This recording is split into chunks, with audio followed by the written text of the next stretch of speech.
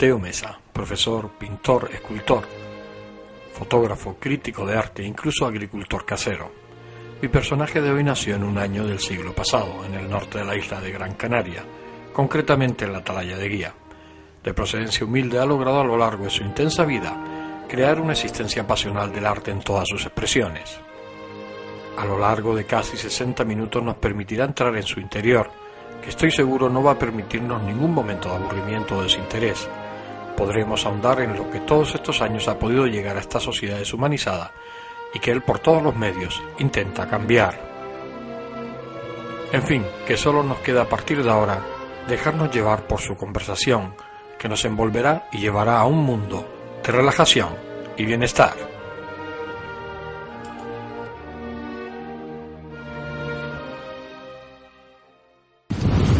Teo, ¿cómo fue tu vida? ¿Cómo recuerdas tu vida de niño, tu infancia? Bueno, en mi infancia, generalmente como todo niño... ¿En dónde naces? Yo nazco en la Atalaya de Guía. La Atalaya de Guía, sí, un buen guiense. Sí, de verdad que sí, estoy muy orgulloso de mi pueblo y sobre todo de esas vivencias, de esos recordatorios, esos impactos que tiene uno en la vida en los primeros años, que son imborrables durante toda la vida, ¿no? Y entonces, lógicamente, de familia humilde, de familia trabajadora, y a partir de los 6 años, pues vengo a Las Palmas, porque mi padre trabajaba en Las Palmas, lógicamente. Y a partir de eso, pues bueno, ya desarrollo la vida aquí en Las Palmas, pero siempre también contactando, porque tenía familia allá en Guía, y siempre contactaba, sobre todo en niñez y juventud, cuando uno empieza ya a hacer lo que llamamos aquí pollillo, y continúa pues vamos a cortar sí, a ver. Se me fue la cámara para abajo. Vale. Vamos a empezar, vale, para no tener que meter ahí. Teo, ¿cómo son tus recuerdos de niño? ¿Cómo fue tu infancia? ¿La recuerdas? Sí, tú naciste lógicamente, en Guía, en la Atalaya. Nazco en la Atalaya de Guía, y aquellos primeros impactos que se producen en esos despertares, en esa vivencia al mundo real, pues se quedan impregnados por siempre en la memoria, ¿verdad?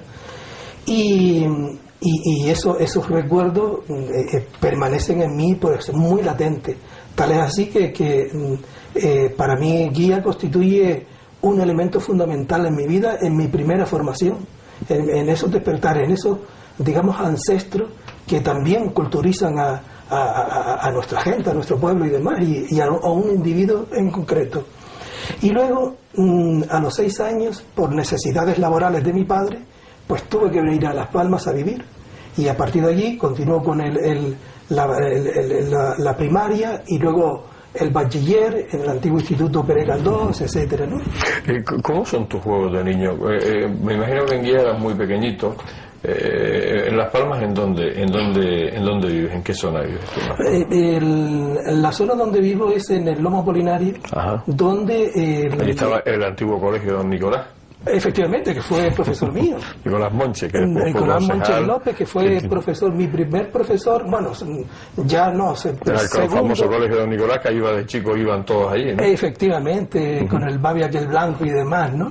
Y de allí ya, claro, hago el ingreso a bachiller y me voy a hacer en el Instituto Pere Galdós. Famoso Instituto Pere Galdós. Claro, me voy a hacer que luego se destruyó totalmente, efectivamente, por mala construcción, por mala construcción, además que tenía problemas, llevaba 10 años construido, 15 años, y sí, tenía un problema tremendo. De los vicios constructivos oficiales, ¿no? Simplemente. ¿Cómo eran tus juegos de niño? Ya en Las Palmas, me imagino, en el Lomo Apolinario. ¿A qué se jugaba? Bueno, pues jugamos una cosa que a mí me encantaba era el guas. El famoso boliche. El famoso boliche, de meterlo en aquel agujero, para mí era un reto tremendo, ¿no? Luego la bicicleta, el fútbol, pues, lógicamente en aquella época el fútbol era el patrón de todos los juegos y demás, y fui futbolista infantil también, ¿no? Y luego, bueno, no hay otra cosa más. Luego la lectura también me atraía mucho, ¿no? ¿Te gustaba leer? Sí. ¿Recuerdas las navidades de aquella época? ¿Cómo eran? ¿Cómo eran para un niño de 8, 9, 10 años? Pues mira, dentro de lo que era la humildad en que yo siempre me he criado, porque he sido de familia humilde, trabajadora y demás, pues sí, unas navidades bastante someras, bastante, digamos, no muy lujosas, pero sí, siempre existía el jolgorio, la alegría y el momento ese sobre todo. Se vivía aquel muy espíritu enraizado sobre todo en lo que era la cristiandad y demás, ¿no? Cosa que hoy no me cuadra, ¿no? Ya, se vivía el espíritu ese de Navidad, Sí, se vivía, por supuesto. Hombre, lógicamente hoy los roles de la vida son otros. Por lo tanto, ya la Navidad no era lo que era antes, porque en los años 50, 60, pues, yo nací en el 48. En los años 50, 60 no era exactamente lo que es hoy día, menos familiares, más consumistas, menos arraigada a las tradiciones y demás, ¿no? ¿Y los Reyes, el Día de Reyes, cómo lo recuerdas? Bueno, el Día de Reyes, la verdad que ese era un día grandioso, ¿no? Sobre todo en la época, niñez y juventud, esperando el regalo, a ver si a uno lo que había pedido era conseguido, ¿no? Y después ese día de Reyes, que era ir a la calle a compartirlo con los amigos, ¿no? Naturalmente, claro. Pues es una de las cosas que ha cambiado, ¿no? Porque ya hoy la gente, los niños no salen el Día de Reyes porque se quedan en casa con la PlayStation, ¿no? Efectivamente, ya hoy todo es electrónica y es más importante la electrónica, el ordenador, la PlayStation, etcétera, que salir a la calle con la bicicleta, con el balón de fútbol, ¿no? Exactamente, en comandita con todos los críos del barrio. Hoy día ya es una vida más individualizada, ¿no? Tu paso por el colegio de Don Nicolás, después de la prueba de ingreso, sí, y al Instituto Pere Galdós. ¿Cómo transcurrió tu vida de adolescente? ¿Cómo era en aquella época? ¿Cómo se vivía aquella época? Bueno, dentro del rigor social a que estuvimos sometidos todos en aquella época por el régimen franquista que había, que era, por supuesto, además de temeroso, sanguinario, como sabemos, y luego pues con una falsa moral que también era dura, ¿no? Pero bueno, yo esa juventud y demás pues la recuerdo, además de ser como estudiante, también compartiéndola con la natación, porque yo hice natación, tuve 3, 4 años en la Unión natación. Deportiva. En la Unión Deportiva, justamente. Julio Navarro. En Julio Navarro.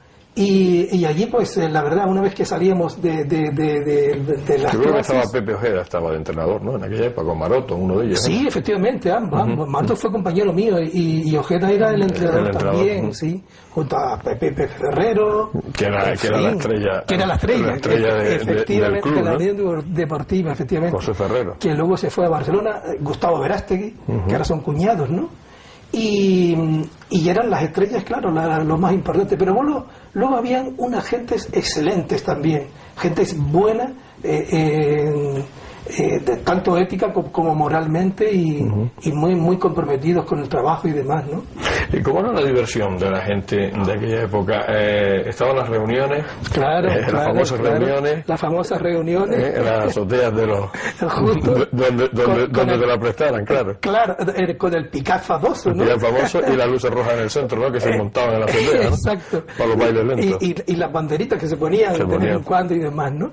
Y sobre todo en la época del twist. ¿Te acuerdas del twist? Que aquello era, bailar el twist era lo más en no que había, ¿no? Y lógicamente uno iba a ver si casaba alguna piba, ¿no? ¿Cómo eran las relaciones con las chicas? Bueno, a pesar de que todo... No lo mismo que hoy, que hoy van directamente al grano, que me parece muy bien. Antes era, bueno, distante y cuidado. Para tocarle la mano a la chica había que sumar horas, ¿eh? Y ser muy astuto.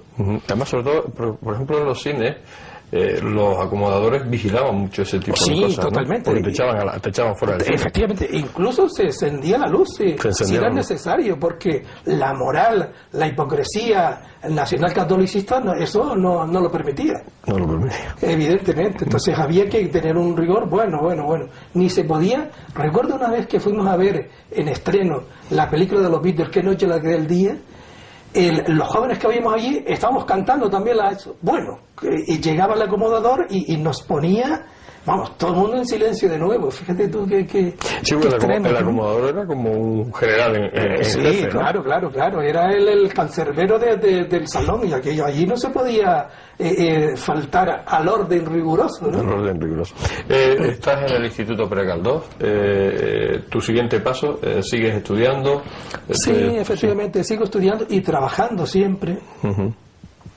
Porque yo soy persona que, no sé si por suerte o desgracia, trabajo desde los 19 años compartiendo siempre con el estudio.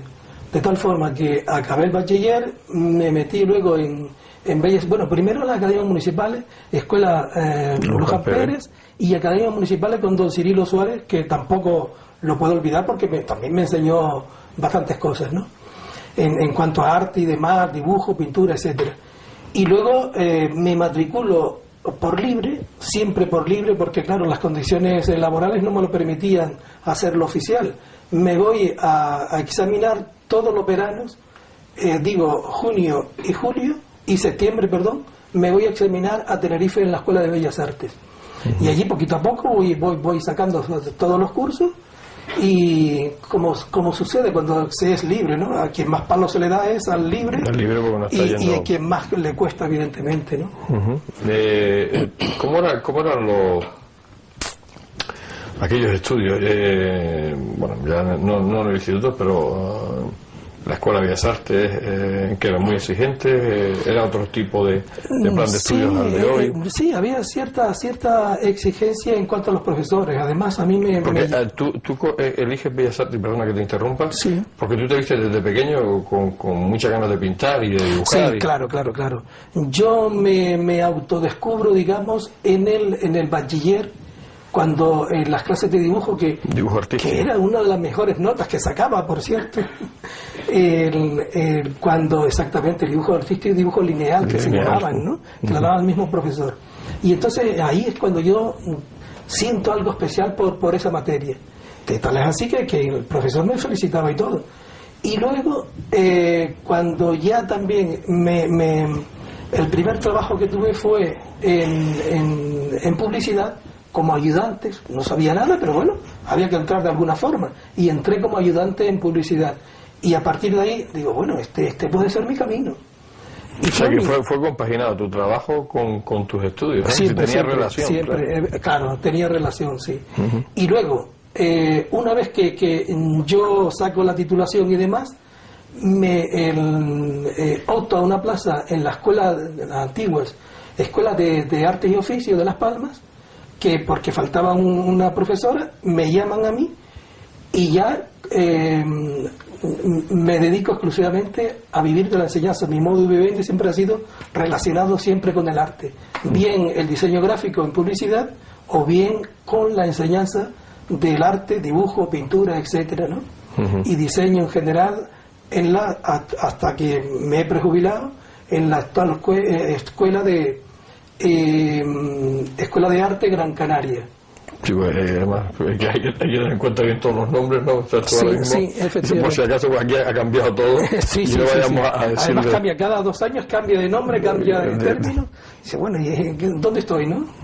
En aquel momento, me imagino con 18, 19, 20, 21 años, ¿incluso pasaste por el servicio militar? ¿O sí, claro. Eso no escapaste tampoco, ¿no? Evidentemente, tuve una prórroga por estudios y luego ya digo, bueno, voy a hacerlo y me quito esto de encima y ya está.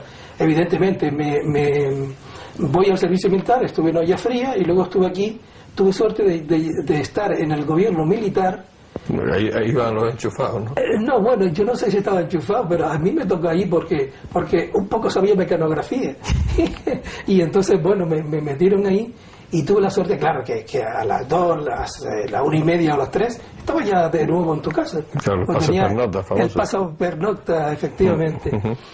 El tiempo de servicio militar, ¿qué impresión te dio? Es decir, en el fondo fue una pérdida de tiempo absoluta, ¿verdad? Absoluta. Para mí no te hiciste más hombre por eso. No, que va, todo lo contrario. Yo decía, aquí entran hombres o se aprenden o se salen burros en vez de otra cosa, ¿no?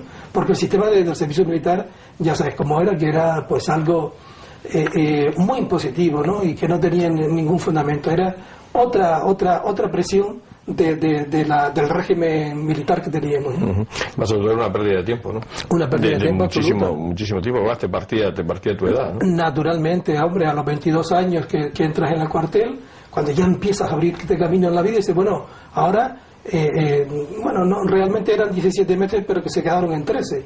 Dices, vas a dedicar a la patria este tiempo. ¿Y por qué? ¿Y qué me da a mí la patria, no? Y entonces, claro, había que hacerlo obligadamente porque si no ibas al castillo. Dice, bueno, prefiero ir aquí que no estar... El famoso castillo de San Francisco, ¿no? Efectivamente. Prefiero estar aquí que no estar 10 años en el castillo porque antes no existía la objeción de conciencia, claro. Aunque había alguno, ¿no?, que era objetor y iba directamente al castillo, ¿no? No, objetores, sí, pero había mínimamente. Los más... Porque yo estuve además en el gobierno militar, era en la sección de justicia, y hacíamos exhortos o escritos montones para los testigos de Jehová, que eran los únicos objetores, que eran los que continuamente estaban en el castillo y demás. Y bueno, y luego los propios aquellos que tenían un comportamiento no ordenado, digamos, dentro del cuartel, ¿no? Tanto Sí. militares de grado como soldados, etcétera, ¿no? Y sobre todo legionarios. Bueno, cuando estaban legionarios en las reollas, que bueno, que legionarios eran pero terribles la cantidad que iban al castillo, ¿no? Terminas tu servicio militar, te pones a dar clase, a partir de ahí empieza una nueva vida, ¿no? Digo una nueva vida después del servicio militar, que es decir, tienes que volver a... efectivamente, continúo con mi labor, con mis estudios, luego tengo la labor también que me da de comer. Y también tuve un hecho importante en mi vida, ¿no? Que me casé. Me casé a los 25 años. Aún estábamos estudiando, Mari Carmen, mi mujer y yo. Y hasta ahora parece que me ha ido mal, porque todavía estoy casado. Ahorrador de electricidad Staminar. Tras muchos años de implantación en Canarias, les ofrecemos la posibilidad de ahorrar de un 10 hasta un 35% del consumo de su factura de electricidad. Tenemos un ahorrador que se adapta a sus necesidades, sea cual sea su tipo de negocio o industria. Muchos ahorradores puede encontrar en el mercado, pero solo Staminar ha demostrado su eficacia. No deje que los gastos abusivos de electricidad afecten su economía de negocio. Pídanos presupuesto sin compromiso al 921-481-249. Ahorrador de energía Staminar, la solución a sus problemas de exceso de consumo. Ahorre de un 10 hasta un 35% de su factura de electricidad.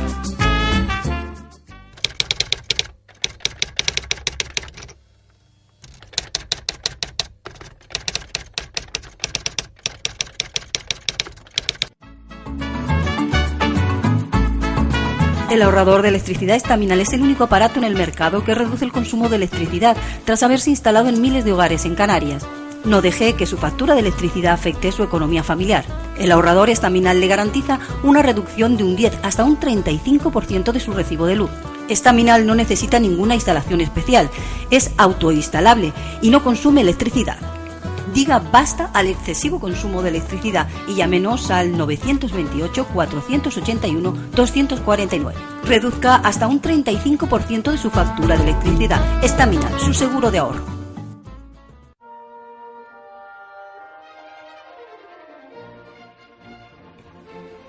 Tal como les había anunciado, Teo Mesa es un personaje muy especial.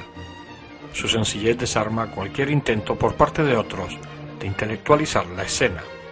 Su gran humanidad, la manera de transmitir sus vivencias, nos hacen sentir que estamos leyendo uno de aquellos libros que acompañaron nuestra adolescencia ávida de conocimientos.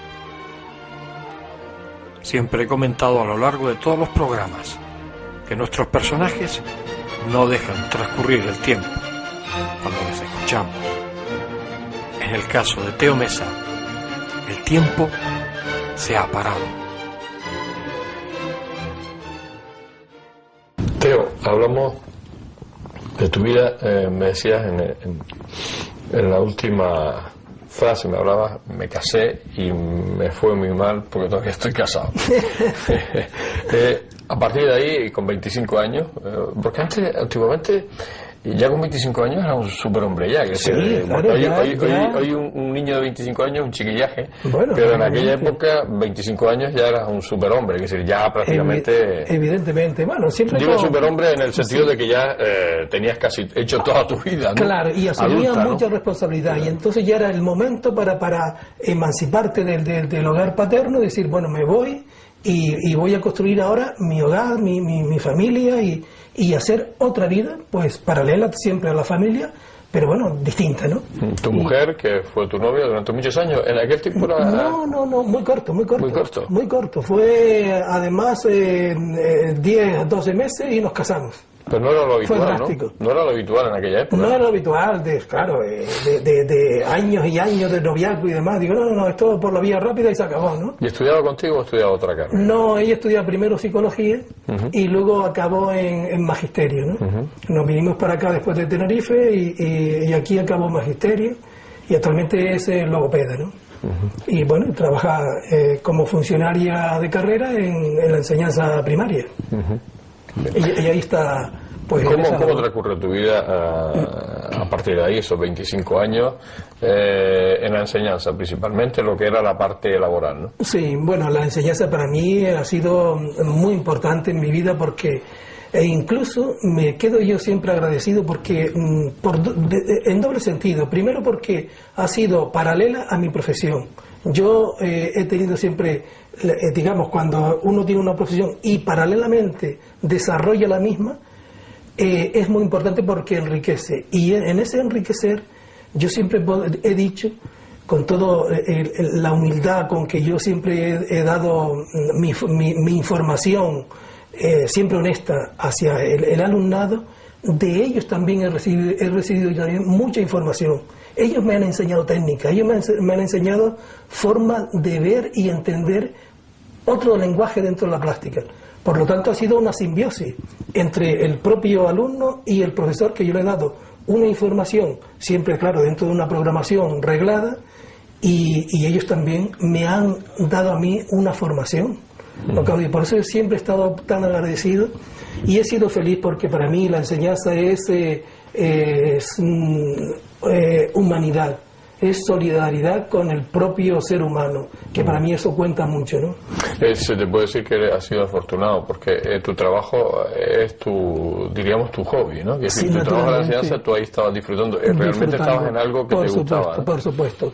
Pero eso no fue tampoco un obstáculo, un hándicap para decir, bueno, estás en la enseñanza, he sido funcionario también de carrera, y ya está, se acabó. No, yo he continuado trabajando paralelamente mi labor creativa en los terrenos que tú conoces, como son la fotografía, la escultura, la pintura, y también tanto el artículo de prensa, como crítica de arte, comisariados de arte, y sobre todo ahora estoy muy abocado a lo que es la investigación artística para publicar en formatos ya de volúmenes históricos, ¿no? Como por ejemplo el Anuario de Estudios Atlánticos que edita el Cabildo.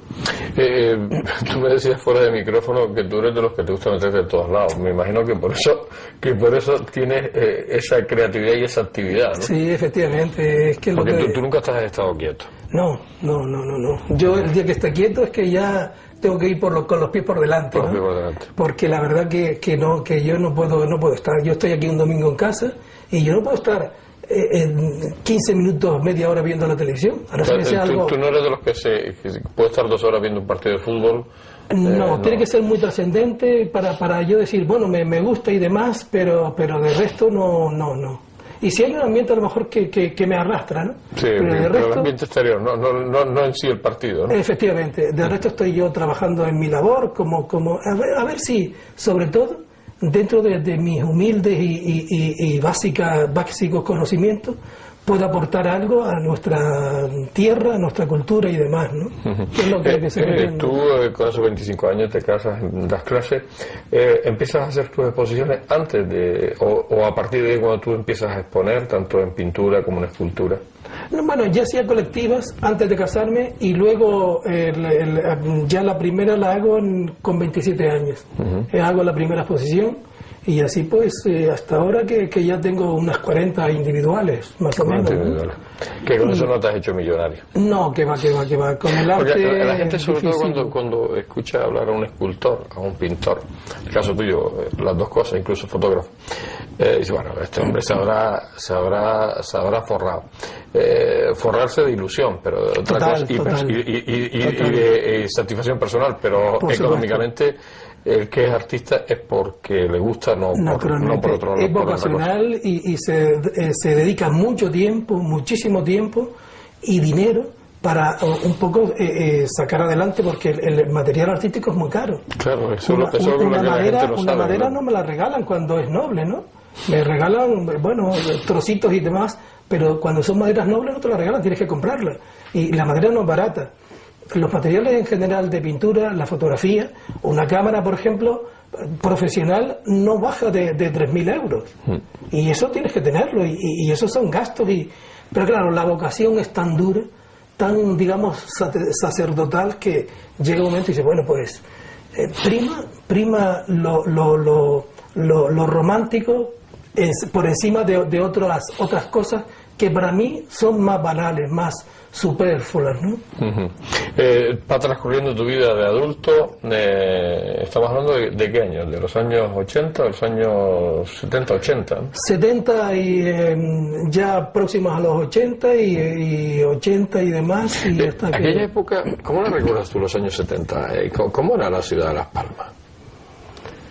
Bueno, todavía hasta que bueno, de la transición política y tal que hemos vivido y demás, antes de la transición, pues una ciudad, pues bueno, lógicamente el boom turístico, los años 60 hicieron mella muy positiva en la ciudad de Las Palmas, porque antes, en los 50 que yo recuerdo de niño, pues la verdad que era una ciudad muy apagada. Parece que el sol no iluminaba o tenía un tamiz que no le daba lo que nosotros deseábamos, que era una vida más activa, más viva, más liberal, incluso liberal en el sentido de libertad, no político, ¿no? Y entonces en ese aspecto pues nos faltaba algo. ¿Cuánto nos enseñó o nos enseñaron las obras que vinieron por aquí? Aquellas que era un escándalo cuando se ponían los bikinis y demás, ¿no? Claro. Que recuerdo que mi abuela me decía que es que son una guarra ponerse así delante de la gente, y que nuestro querido Pildain Sapeain, ¿cómo lo prohibía, ¿no? Excomulgaba el que estuviera mirando, ¿no? Yo recuerdo que íbamos por las canteras, nos parábamos delante de unas ocas que estuviesen en la playa tomando el sol, y el guardia nos decía que venga a caminar, que aquello era pecaminoso, ¿no? Curioso. Y luego, y posteriormente ya con la transición, bueno, también los años, cuando uno ya se va, digamos, asentando profesionalmente en la vida, pues, y cultural, pues va adquiriendo otra serie de valores, y a los cuales también la economía ayuda a que esos valores culturales, sociales, económicos, pues vayan despertando. Y a partir de esa transición yo creo que hemos despertado después de 40 años quizás, ¿no? Y a partir de esos 76 o 77, cuando ya empiezan los partidos políticos a despertar la libertad de expresión, con ello, por supuesto, la libertad de prensa y demás, y todo esto, no había ese control tan riguroso, pues llega pues otra luz, otra forma de vivir, que es la que a uno le apetecía, ¿no?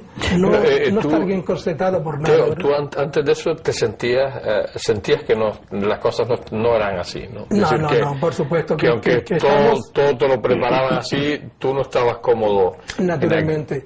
Tanto el tamiz de la iglesia, que era que también quien en comandita gobernaba junto a los militares y demás, pues no, faltaba mucho por decir somos libres, somos personas distintas, ¿no? Yo recuerdo cuando la primera vez que salí al extranjero, era tal el cambio que había en España toda, y con Francia, por ejemplo, o con Italia, digo, esto es otro mundo, ¿no? Esto es otra vida. Y sin embargo aquí todavía estamos despertando después del letargo aquel que nos hicieron vivir, y que podíamos haber sido, ya no con la República, si no quieren aceptarlo como tal, sino con otra forma de pensar, hubiésemos sido uno de los países puntales también de Europa. Más avanzados. Mucho más avanzados. Sobre todo porque en los años 30 claro, se intentaron leyes muy avanzadas. Y naturalmente. Sobre todo incluso con derechos de la mujer. Por supuesto, hombre, Franco, por ejemplo, el derecho de voto de la mujer lo anuló totalmente. Y luego, la mujer supeditada a su marido. No valía la firma de la mujer, ¿no? Tampoco, no valía nada. No podía comprar sin el permiso del marido. La mujer era un objeto de uso y servil de su marido, nada más. No, hombre, no. La mujer es un ser tan inteligente como el hombre y tiene los mismos derechos y todos los valores que puede tener un varón también, ¿por qué no? Y de hecho ahí lo están demostrando. Y además que son más organizadoras que los hombres. Cuando una mujer está organizando, son tremendamente laboriosas y ordenadas con todo lo que hace. Mira que los hombres somos más desastres. Bueno, esto se queda aquí y tal. Tenemos otros valores, cierto. La mujer también. Somos dos entes naturales distintos y complementados somos una pareja.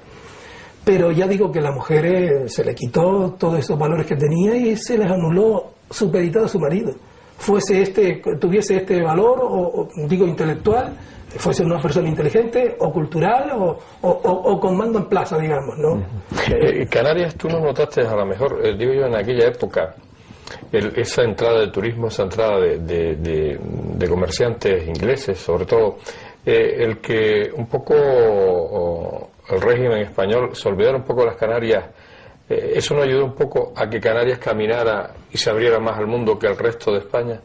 ¿No te dio la impresión en aquella época? Sí, lo que pasa es que Canarias siempre ha tenido el apoyo comercial de los ingleses, que para nosotros fue un bastión. Ellos fueron los que crearon la primera central eléctrica, la CICER, ¿te acuerdas? La CICER, famosa. Que efectivamente.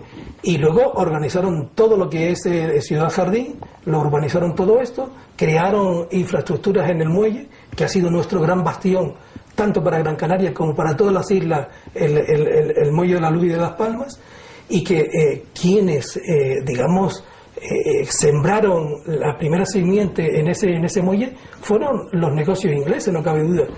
Y yo recuerdo la primera vez que fui a Madrid y pedí unos productos para comer y demás, que aquí eran muy habituales y allí no se conocían para nada, porque eran productos venidos del extranjero que aquí vivíamos distintamente. Por eso digo que incluso hasta la mentalidad más abierta al turismo, claro. nos hacía más cosmopolita que el resto de los españoles. Por supuesto, porque además los primeros, yo no sé si los primeros, no tengo ese dato histórico, los primeros turistas que vinieron a España serían a las Islas Canarias, por nuestro privilegiado clima, desde luego. Ayer estaba yo precisamente en Santa Cruz de Tenerife con unos amigos de Zaragoza, aunque viven en Barcelona, que se quedaban sorprendidos con la luz que teníamos, con el clima. Me preguntaban si esto era así todo el año. Digo, pues sí, más o menos está de 18 a 22, 24 grados casi todo el año, excepto algunas variaciones que tenemos climatológicas, pero generalmente es nuestro climatología, ¿no? Transcurre tu vida, ¿tienes hijos? Sí, tengo 2 hijos, una hija y un hijo también. El hijo todavía vive aquí en casa y la hija pues ya está emancipada, ya está casada y demás. Tiene su pareja. Ha cambiado el tema, y ahora cuando lo decías, ha cambiado el tema de los... Cuando tú hablas de los 25 se emancipaba, hoy los jóvenes no se emancipan tanto. Que va. Eso es otra historia, ¿no? Sí, es claro. Porque un poco te descuidas y se van a los 40 años. Sí, ¿no? Sí. Pero hoy también, desgraciadamente, con una preparación tan positiva, tan valorada que tienen estos chicos, porque mira que están preparados con carreras y demás, y sin embargo las oportunidades laborales tienen menos que nosotros. cuando nosotros tuvimos una vida más ruda, más dura. Y sin embargo, laboralmente podíamos acceder más fácilmente. Pero hoy estos chicos con tanta preparación y sin embargo no tienen la posibilidad, claro, máxime con la crisis que estamos viviendo, que hoy gran parte del paro está en la clase joven, más que en la de 40 o 50 años, ¿no? Que no pueden acceder a un puesto de trabajo porque, claro, nadie se arriesga a dar un puesto de trabajo porque las condiciones económicas son tan negativas, ¿no?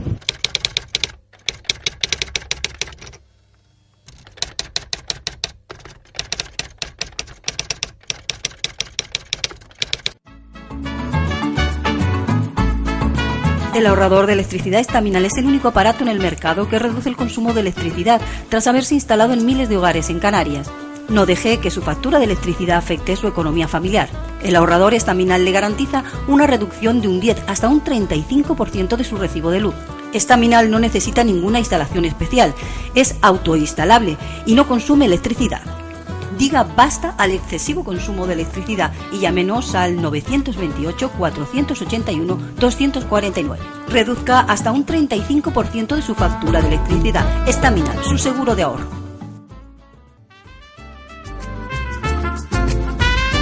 Ahorrador de electricidad Estaminal. Tras muchos años de implantación en Canarias, les ofrecemos la posibilidad de ahorrar de un 10 hasta un 35% del consumo de su factura de electricidad. Tenemos un ahorrador que se adapta a sus necesidades, sea cual sea su tipo de negocio o industria. Muchos ahorradores puede encontrar en el mercado, pero solo Estaminal ha demostrado su eficacia. No deje que los gastos abusivos de electricidad afecten su economía de negocio. Pídanos presupuesto sin compromiso al 928-481-249. Ahorrador de energía Estaminal, la solución a sus problemas de exceso de consumo. Ahorre de un 10 hasta un 35% de su factura de electricidad.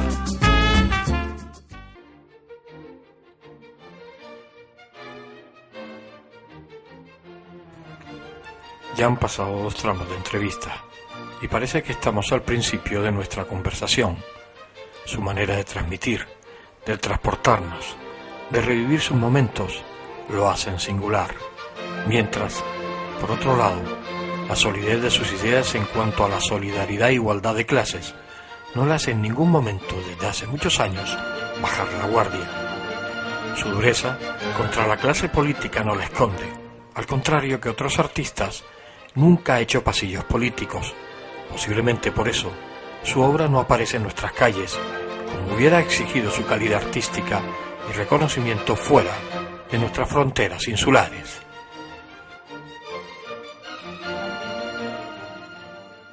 Teo, llegamos a la actualidad. ¿Cómo te sientes?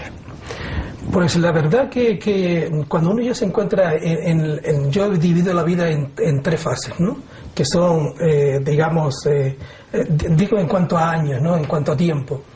He pasado ya las 2 primeras fases con éxito, digamos, de salud, no personal, porque a mí eso me trae sin cuidado en cierto modo, ¿no?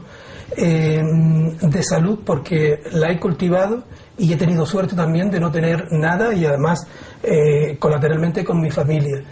Y en esta última etapa miras atrás y dices, pues me siento feliz de lo que he hecho, lo que he logrado, porque sin petulancia todo lo que me he propuesto ha sido exitoso en ese aspecto, porque soy un hombre de coraje, de ímpetu, de constancia, disciplinado, y digo, esto se va a conseguir de esta forma y con eso pues lo he logrado todo lo que me he propuesto. Por eso soy feliz en ese aspecto, ¿no? No por vanidad, evidentemente, sino simplemente porque me siento gratificado con las propuestas, siempre con gran trabajo detrás, no cabe duda, porque aquí no se regala nada, y dice, bueno, pues he llegado, y cuando llegas a la meta, dice, coño, feliz por haber llegado. No importa el éxito, porque para mí es intrascendente, es secundario. Eso ya es los demás quien tiene que apreciar la obra, si la aprecian, y si no, pues nada. Pero el primer conveniente que tiene la obra es que primero el artista esté feliz con ella.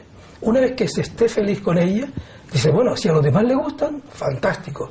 Que no le gustan, bueno, tendrá otro signo estético, otra sensibilidad con la cual ellos comulgarán, no con mi obra. Pero bueno, hay de todo, ¿no? Haciendo una vista atrás, ¿te arrepientes de algo que hayas hecho o te ha quedado algo por hacer y tienes esa espinita clavada?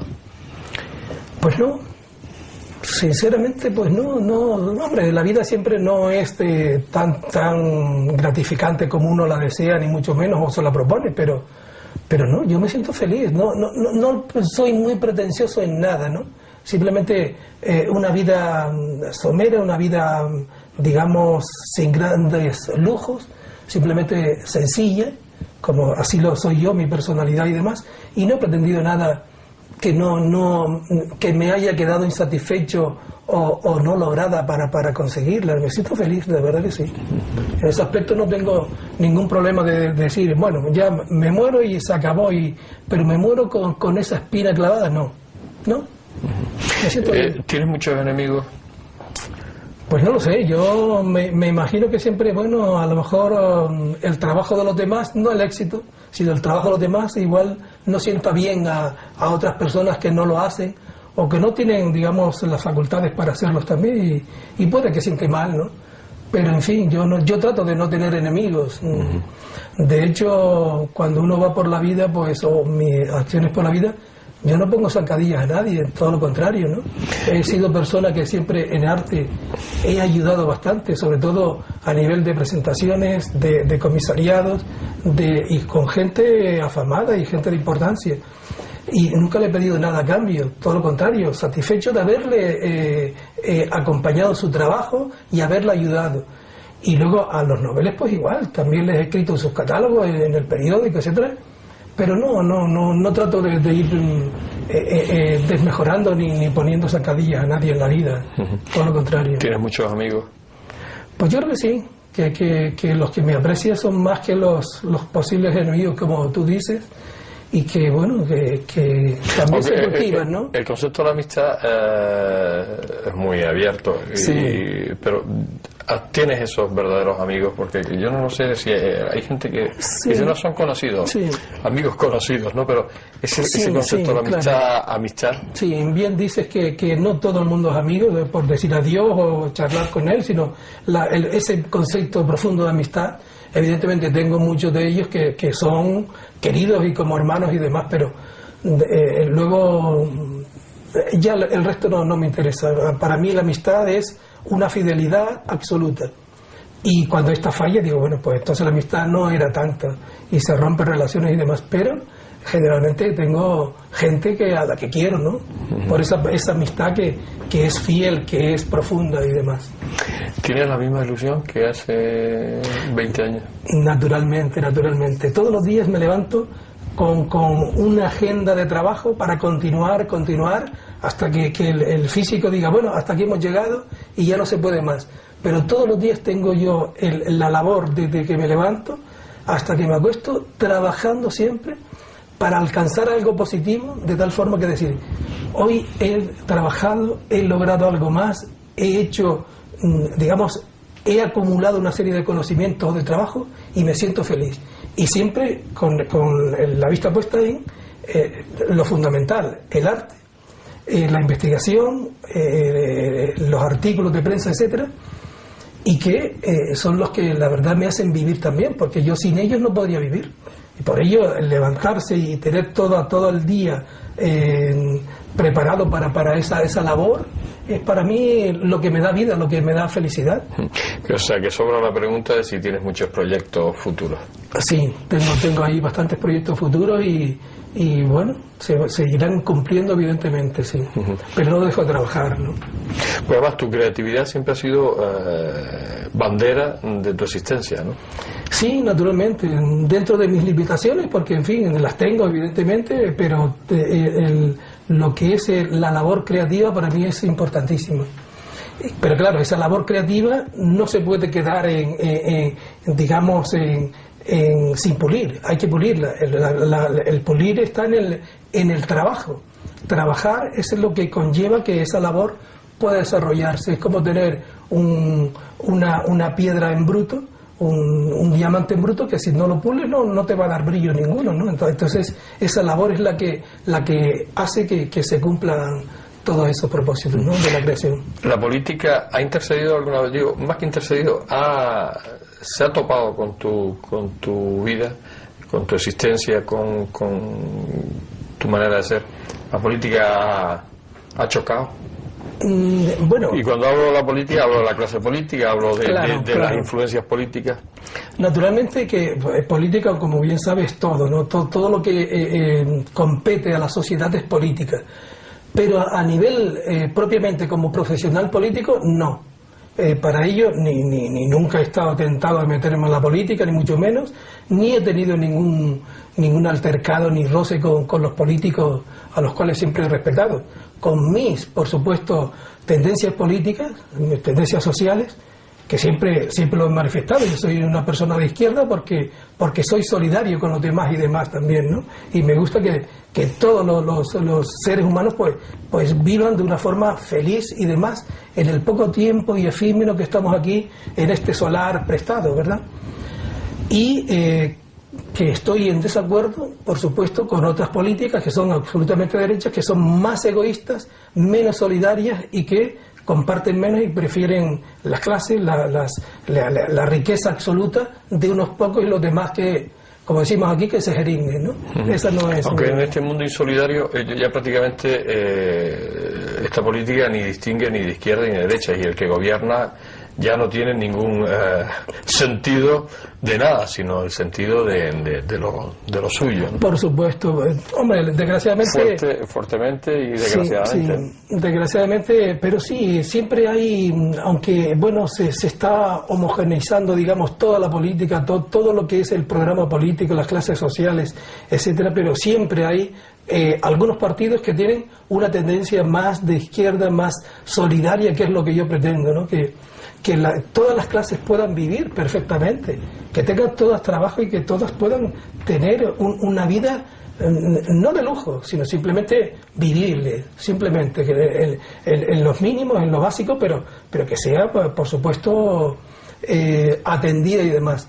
No es que los políticos tengan que dar trabajo, no, lo que tienen que hacer son programas a los cuales se acceda más fácilmente al trabajo todas las clases. Que los empresarios tienen que ganar dinero, lo sabemos, y que el trabajador no se quede esclavizado, eso es evidentemente nunca, y que tenga un contrato digno de trabajo para poder solventar una vida, por supuesto digna, en su vivir, ¿no? Ese es el... Vamos llegando al final. ¿Cómo te gustaría que fueras recordado, Teo? Como una persona normal, sencilla, noble, trabajadora. Nada más, ningún otro tipo de lujo, ni encumbramiento, ni nada, simplemente persona. Es que he pasado por aquí y he aportado algo a nuestra cultura, a nuestra sociedad, a nuestra cultura, digamos, étnica y todos los valores que pueda tener lo que es la cultura de la tierra.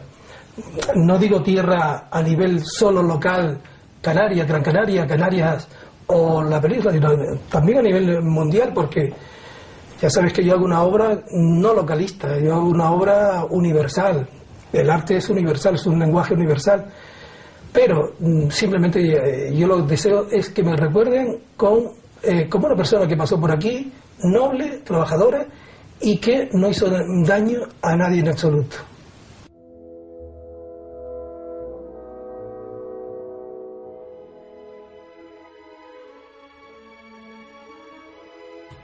No sé cómo, pero mi compañera me hace una señal de que hemos llegado al final.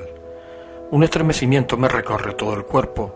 Desde mi interior sé que han quedado muchas cosas por escuchar de los labios de Teo Mesa.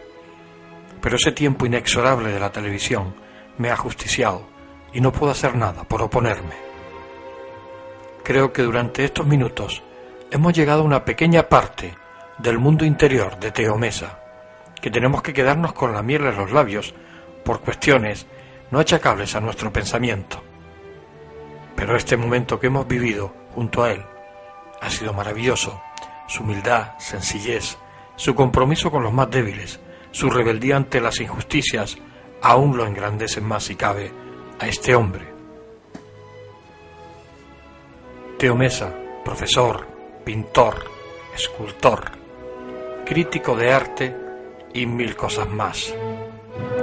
Mas llega el momento de la despedida. Ahora me viene a la memoria tu respuesta a mi última pregunta, de qué querías ser recordado como una buena persona. Creo que eso lo dice todo acerca de ti.